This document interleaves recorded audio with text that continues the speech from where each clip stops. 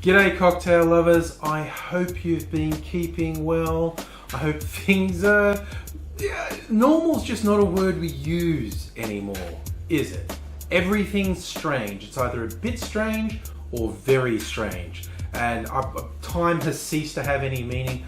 As a friend was saying, I can't remember if tomorrow's Wednesday or December. It's just, this year has been both very slow and stagnant, and things happening impossibly fast at the same time. It's a good idea to take a break when you can, to look after yourself, to just have a chat with friends, even if you're like me in a lockdown situation, having to do it via the internet. I did love very early on in the coronavirus pandemic finding out the Japanese had already coined the term onnomi, which means online drinking. It's getting together with your friends via webcam and sharing a drink so it feels a bit less alone.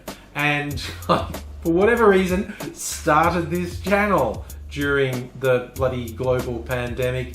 And it's certainly given me a diversion, and I hope it's giving you diversion if you're watching this as well. And this week's diversions are starting now. And it turns out Monday is Spain's National Day. And there are a lot of beverages that come from Spain. They've contributed a lot to international drinking. Obviously, the Spanish wines are very popular. Sangria, the wine-based sort of punch, is very popular.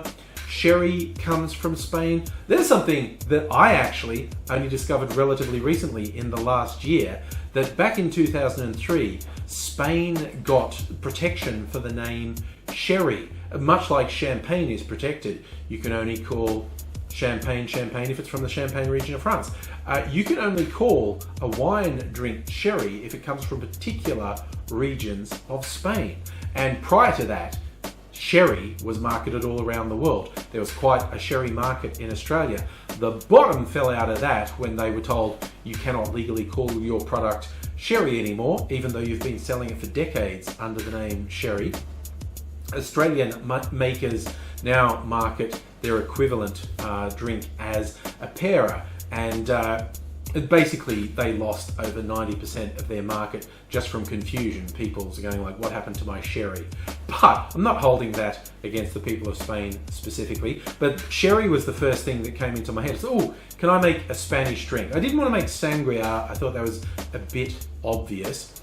But I thought, yeah, let's go with sherry. Sherry can be underappreciated in cocktails, and I have some Fino sherry. Let's see what's out there.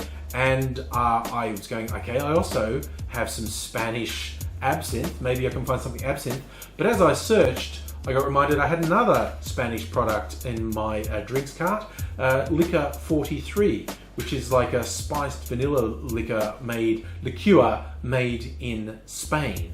And so searching, I did actually find a drink that used both sherry and Liquor 43 and some other ingredients.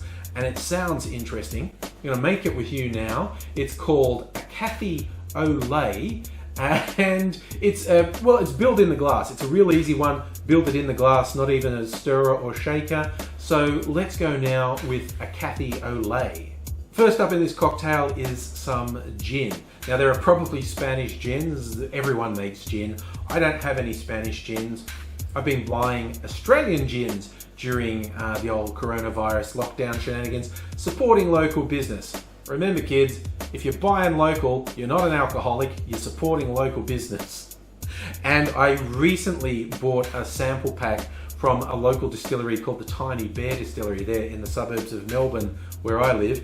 And I bought a sample pack of theirs earlier in the year, but they released their Christmas batch, 3 flavoured gins. This one, which I'm going to use, they call Christmas Pudding.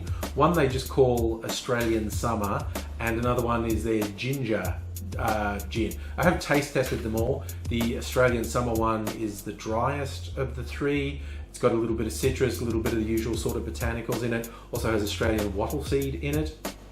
Ginger is unsurprisingly, notably ginger in its contents. You get that warmth from the ginger. And the Christmas pudding is as advertised. It's got a lot of the flavors of the fruits and spices that you get in a traditional Christmas pudding. It's probably the sweetest of the three, and I arbitrarily chose this one to go in. I'm going to go with 20 mils, 2/3 of an ounce of gin going in our glass. This is the Liquor 43. You can see it's very bright yellow liqueur. It is a really nice flavor. It's a strong vanilla notes, and the 43 stands for the 43 ingredients, the secret ingredients that go to make up its taste. I don't think it's the 43rd try they had at making a liqueur. It's just got 43 flavors in it. And it's going the same content as the gin. We're putting in 20 mils, 2/3 of an ounce of Liquor 43. Keeping up with the Spanish produce, we are also adding Fino Sherry. This is on the drier end of the sherries, and we're getting slightly less. We're going to put in 15 mils or half an ounce of Fino Sherry. Last but not least, adding some lime juice, 15 mils as well, half an ounce. It's no small undertaking at this point. Some lime juice I squeezed earlier. Limes are ridiculously expensive in Australia at the moment. It's the worst time of the year for them. Last week I made the cocktail with strawberries, and I was going, yeah, strawberries are so cheap, why not? Why is lime juice in so many cocktails? It's like $1 or $2 for an individual lime at the moment. The lime is almost as expensive as the booze elements of the drink at the moment. But anyway, I will stop complaining. I'll add 15 mils, half an ounce of lime juice. And that's our cocktail, straight in the glass. I'm gonna give that a little stir. Got a nice chunk of ice in there.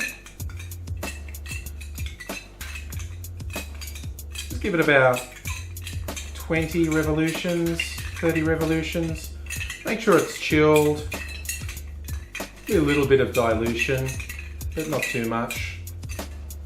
And that's probably enough of that.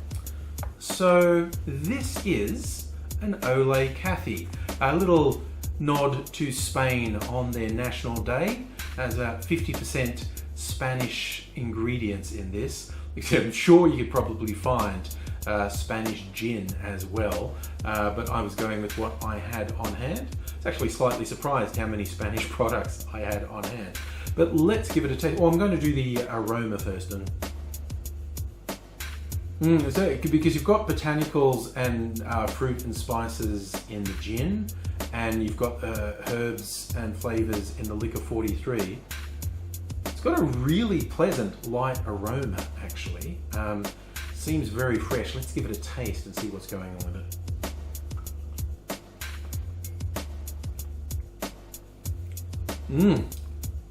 Well, that's a zesty drink.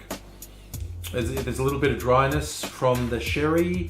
There's the tartness from the lime juice. Liquor 43 is a reasonably sweet liqueur, and as I said, the gin that I chose was on the sweeter end for gins. It's still not what I'd call sweet, but on the spectrum of gins, it's on the sweeter end. So there's rooms for a little bit of tweaking if, depending on what gin you use, is going to change the profile of this. But there's a pretty good balance between the gin, the sweetness of the Liquor 43, tartness of the lime, and the dry finish from the Fino Sherry. Not surprised that someone came up with this. According to the Difford site where I found it, this was originally developed by an amateur mixologist. What was his name? I've got to look at my cheat sheet.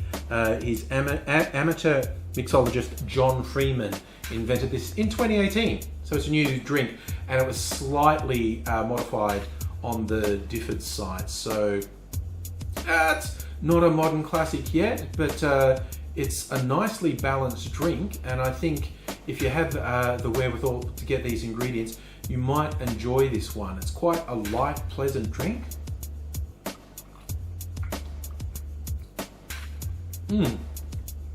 Yep, no, I'm really enjoying that. That is a good balance between those ingredients. And I'm going to give a little hat tip to the people of Spain on their national day. I hope you're all taking care because, again, oh hell, Europe and COVID, not good. I don't actually know specifically what's happening in Spain. I just know that there are troubling signs all around the world as I make this video. So wherever you are, I hope you're keeping safe. I hope you're looking after yourself. And I hope you enjoyed the video. And if so, I hope you come back. If you're not already subscribed to the channel, be great if you did. Let me know what you're doing to keep yourself occupied in the comments. And by all means, if you ever have any suggestions for me, I'd love to hear them. But mostly, I want you to look after yourself, subscribe, hit the little bell so you get notifications, tell your friends, come back. I'd love to see you here again. But for now, I'll leave you with cheers.